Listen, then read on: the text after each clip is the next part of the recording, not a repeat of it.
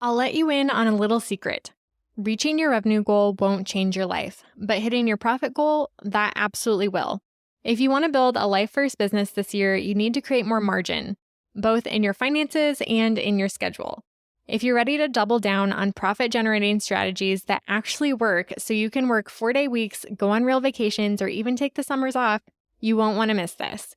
In my free masterclass, Double Your Profit While Working Less, you'll learn exactly how to set your business up to scale so you can give yourself a raise, create a clear plan for how to work that dream schedule, and step into your CEO era, the one where you and your business aren't just surviving, but thriving.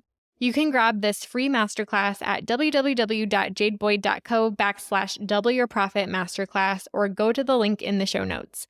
Now back to the show. This is true for any business owner. If you believe that your business and your life can be compatible, you will find a way to make it happen and overcome whatever obstacles are going to inevitably come up along the way. Welcome to the Business Minimalist Podcast, a podcast about redefining productivity for the modern woman in business and finding ways to work smarter, not harder, in business and life. I'm your host, Jade Boyd. I'm an MBA business minimalist and productivity coach who helps overwhelmed business owners simplify and scale their service-based businesses with strategy and systems. On this podcast, we'll explore simple ways to earn more while working less. If you're ready to scale your business, bring order to chaos, ditch the busy work, and make space for what really matters, you've come to the right place. Welcome to the Business Minimalist Podcast. So as a business owner, I've always really valued learning from the mistakes and lessons that other business owners have learned.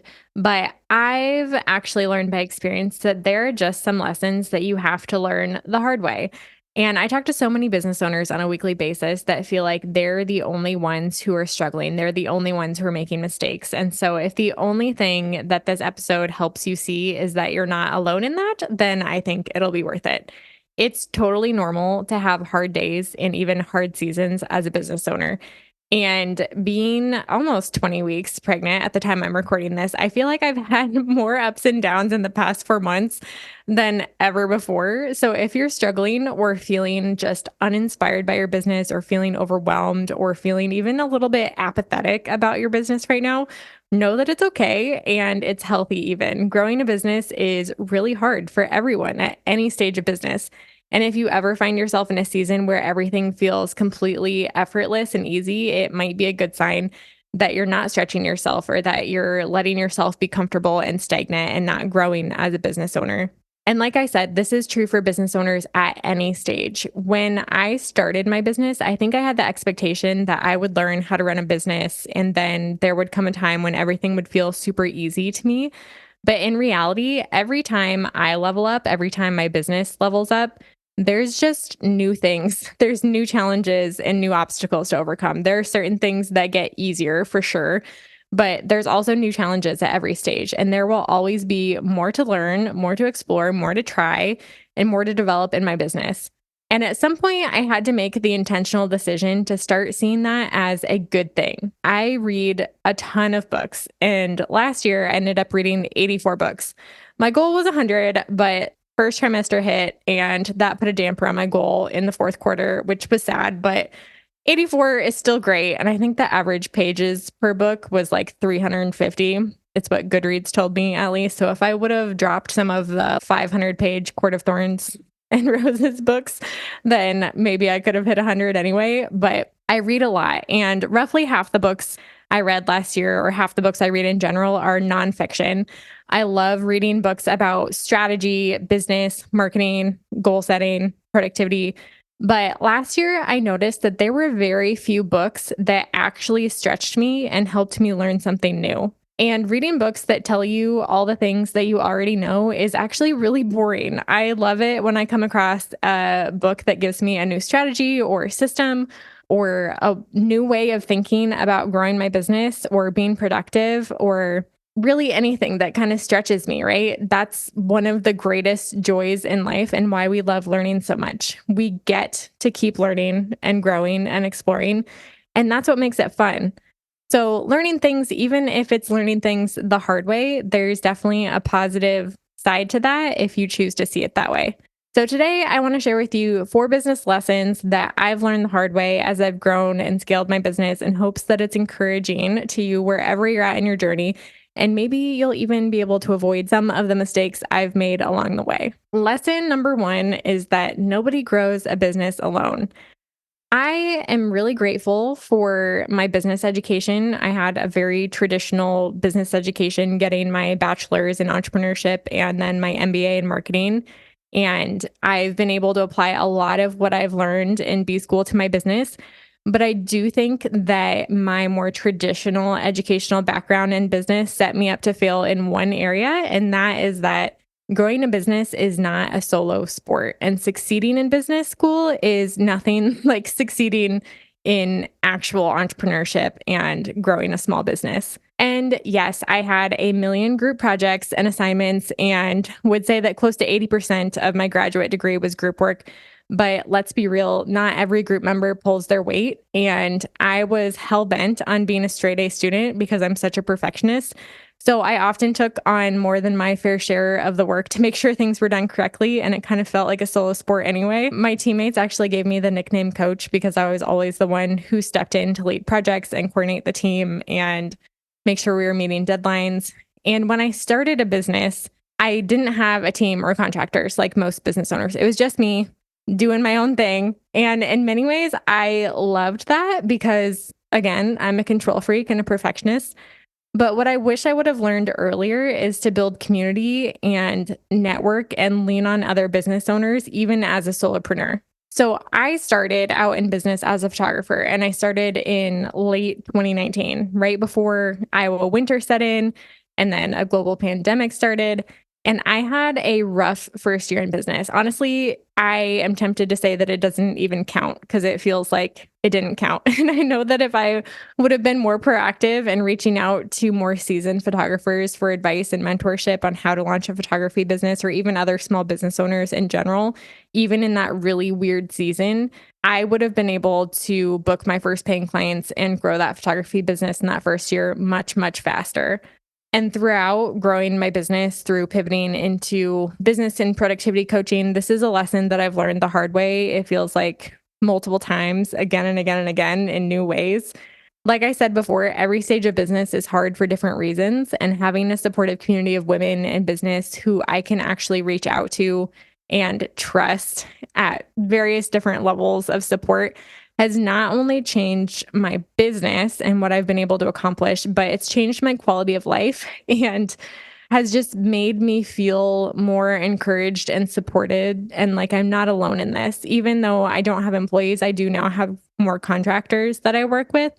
But still, having that support system, there's something different in that than having contractors or employees, even. And I often let myself spiral in indecision or go into a research hole because I love doing research. I love learning, like I said, rather than just reaching out to somebody in my network or in my community who I know has the answer. And I don't know why it's been so difficult for me personally to admit when I need help and to ask for that help.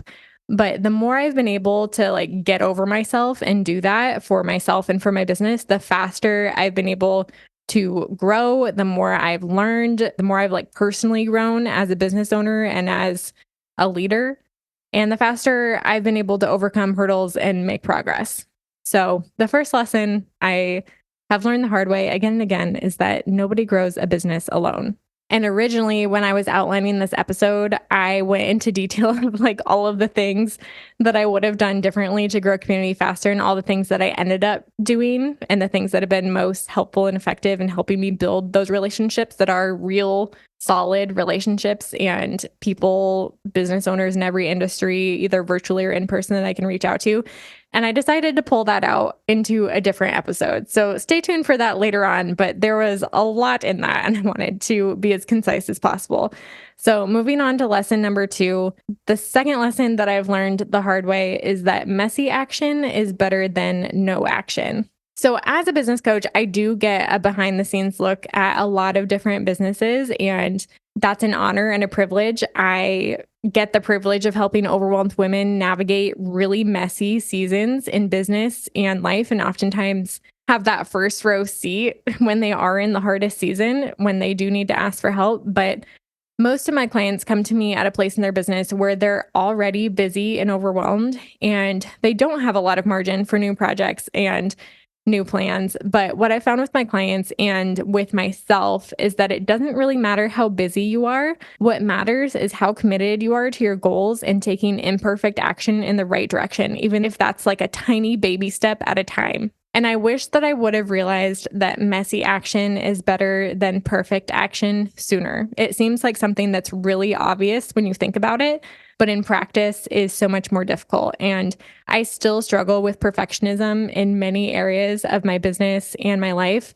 But overall, I've grown so much in my ability to let done be better than perfect. And it's still so uncomfortable for me to let my like quote unquote messy show publicly. But I know that no one can relate to the perfectly curated version of me anyway. So even speaking in this episode about mistakes that I've made and lessons I've learned the hard way and saying that I'm not a perfect person, part of that feels aligned and like normal to me. And part of that still feels a little bit hard.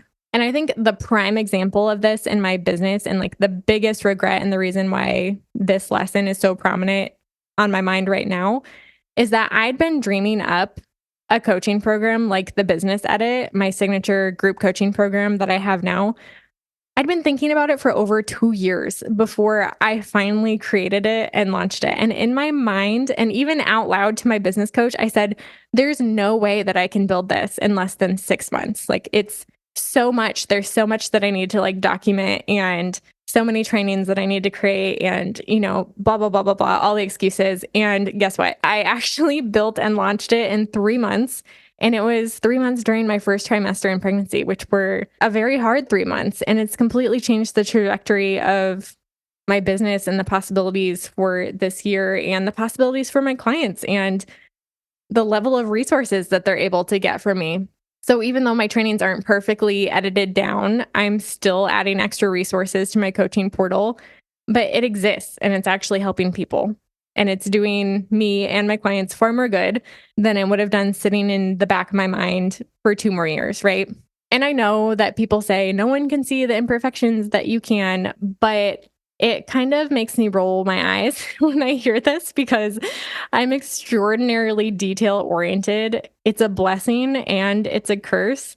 If you borrowed a book from me, you would probably see highlights of like all of the grammar errors in every book because I find them in almost everything that I read and I cannot help but notice it. And even in the best courses or coaching programs I've been in, it's tempting for me to like make down a running list of the things that they need to fix, either typos or broken links or automated emails that are actually saying the wrong thing. I don't actually do that, but it's very tempting for me to do because I do notice everything. And ultimately, it's just the small things that don't really impact how valuable the content or program is or book is overall.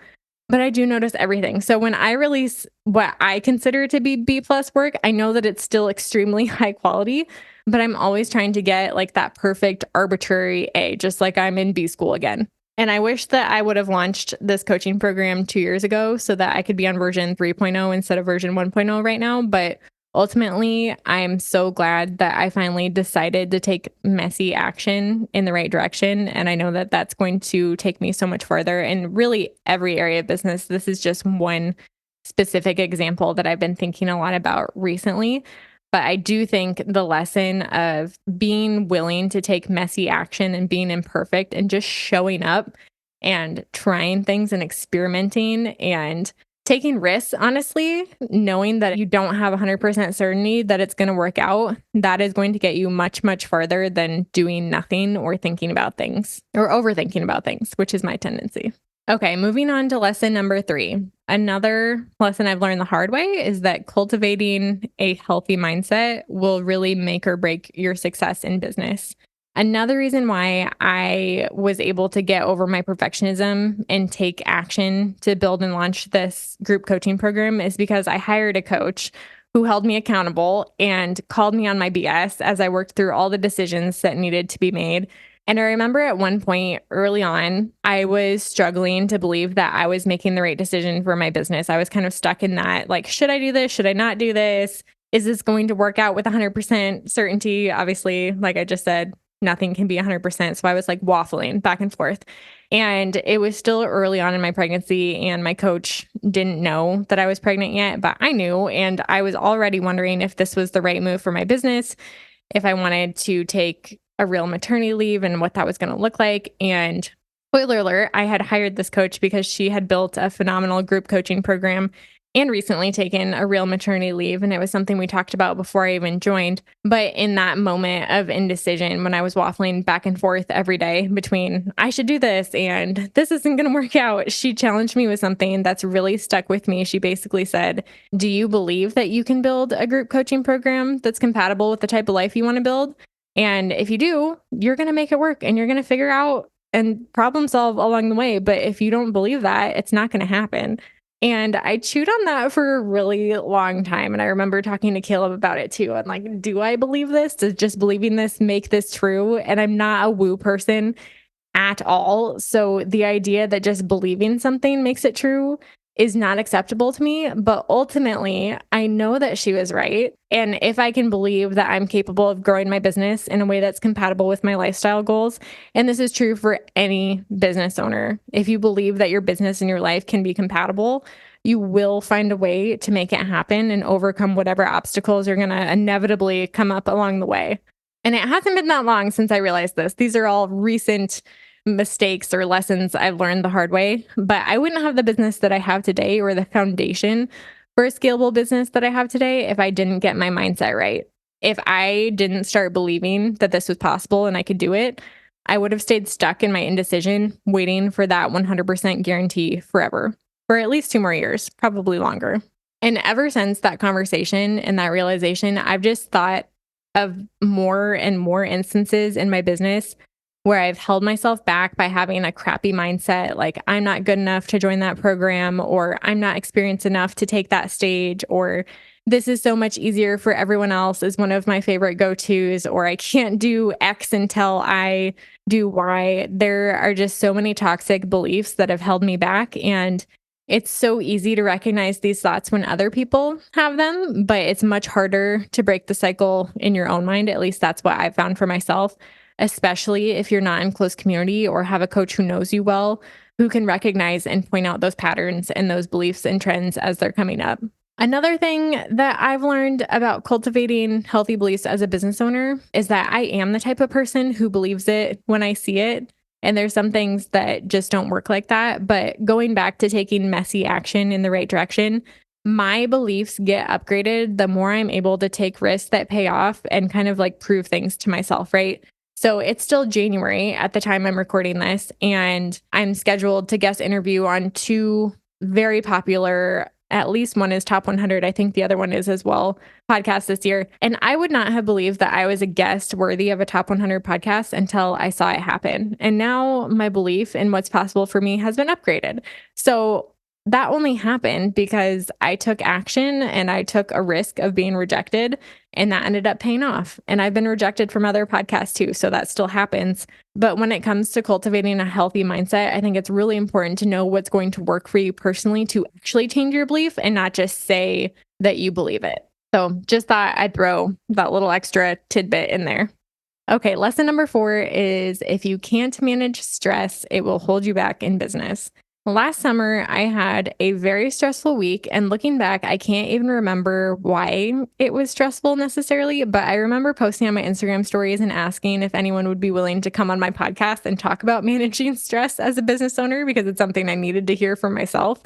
And it's embarrassing that that's how recently I recognized my inability, I guess, to manage stress and how it was affecting my ability to manage my business and just my life overall. But it's true, that was kind of like a wake up moment for me.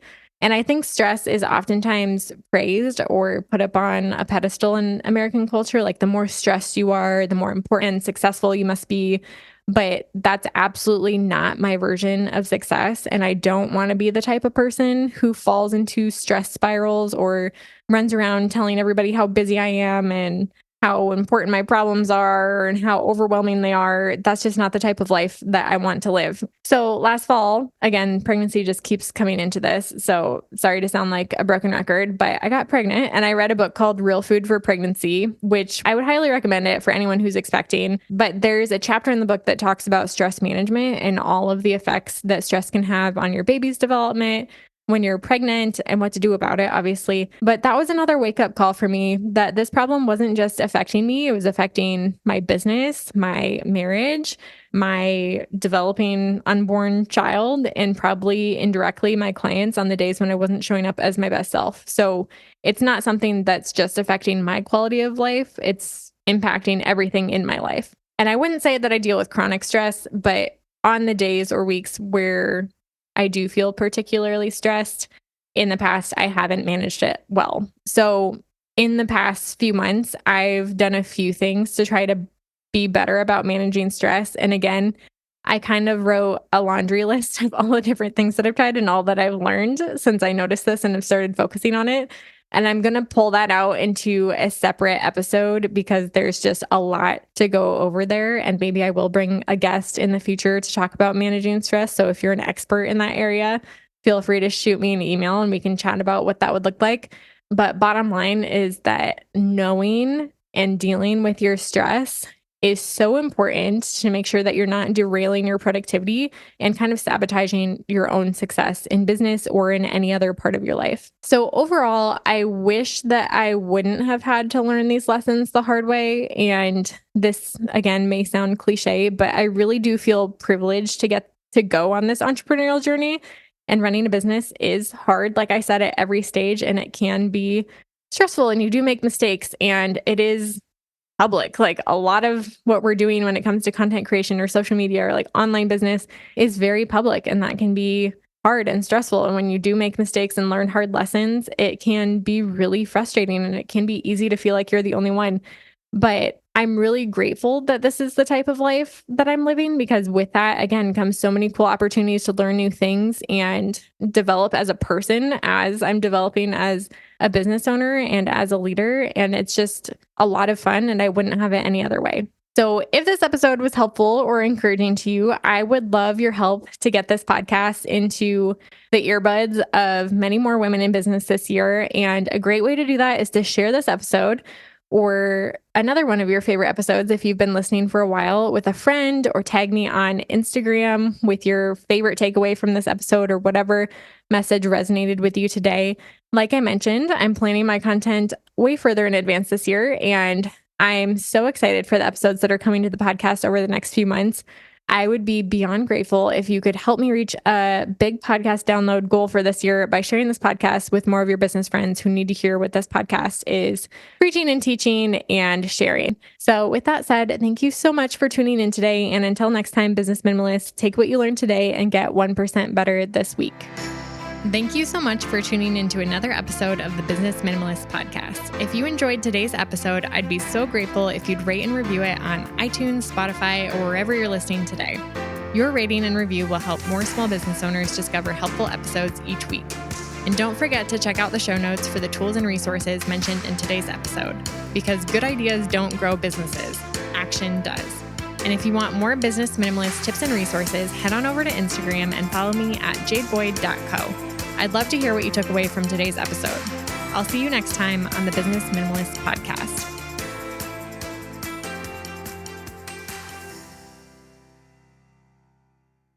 The number of women burning out is at an all-time high right now, and I'm on a mission to change that.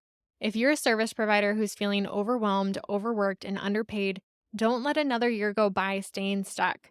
The Business Edit is a 12-month group coaching program that helps you declutter your business from top to bottom so that you can have shorter to-do lists, a clear strategy to scale, and know exactly what to focus on each week to drive results in your business. You'll end the year with the business that you've been dreaming of building, one that gives you your life back and pays you more than you ever made before. In the program, you'll follow my signature 5-step method for scaling your service-based business. You'll get business minimalist strategy, marketing, systems, and productivity roadmaps that are simple to understand and easy to implement. Plus, 12 months of customized one-on-one coaching to help you every step of the way. Join me inside the Business Edit at www.jadeboyd.co/coaching and get my step-by-step blueprint with everything you need to build your dream business in 2024. Now back to the show.